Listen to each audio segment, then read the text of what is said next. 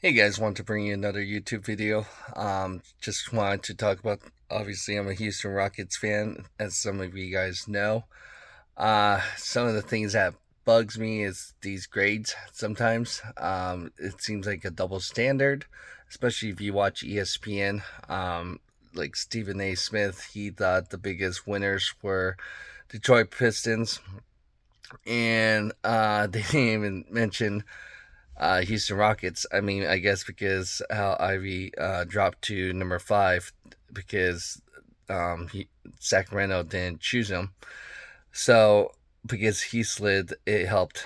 Now I would say the Houston Rockets were one of the bigger winners because Jabari Smith Jr. was supposed to be number 1 across all NBA boards. So that's what didn't make sense. Like, how if you're going to say the Pistons won because they got a player that fell down to them because of another team not picking him, same thing should be said for Jabari Smith Jr. with the Rockets. So I thought he should be a winner. Well, I mean, Jabari Smith Jr. was not a winner because he was real, and just by looking at him, he looked like he was surprised because he probably thought Orlando Magic was going to choose him, especially everyone thought so too. I think Shet is going to be, with the Oklahoma City, it's going to be a bust for some reason. Like I said, he reminds me a little bit of Habit, when I believe the Grizzlies drafted him with number 2. Same thing, I think, with that body frame and everything. It's not going to work out. I think if he needs to be able to gain some muscles and weight and stuff like that. With Tari Easton and Ty Washington, I think it's going to help the Rockets with the depth and everything, and their defense is going to improve.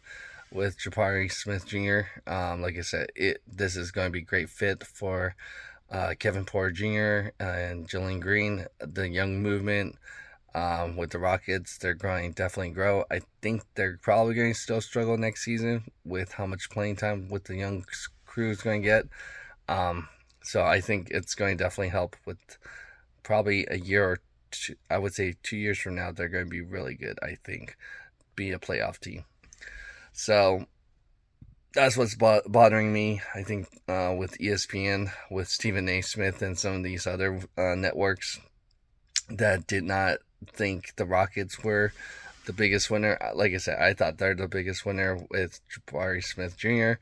falling to them. I don't know why he fell, to be honest. I don't know if there's something wrong with him or in that sense.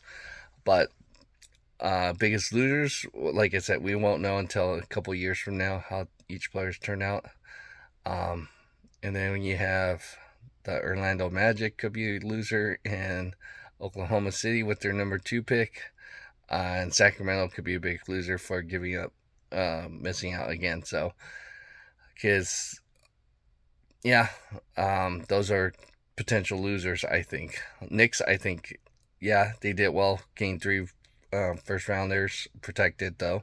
Got rid of Kimba Walker, making up cap space, but they're pretty good in the past to clear cap space. Is the hard part is actually getting the player to sign with them. So those are kind of my thoughts. Um, I thought the number 1 pick was a big surprise, especially it was on most draft boards. And so let me know what you thought of yesterday's draft. Just wanted to kind of have it sink in.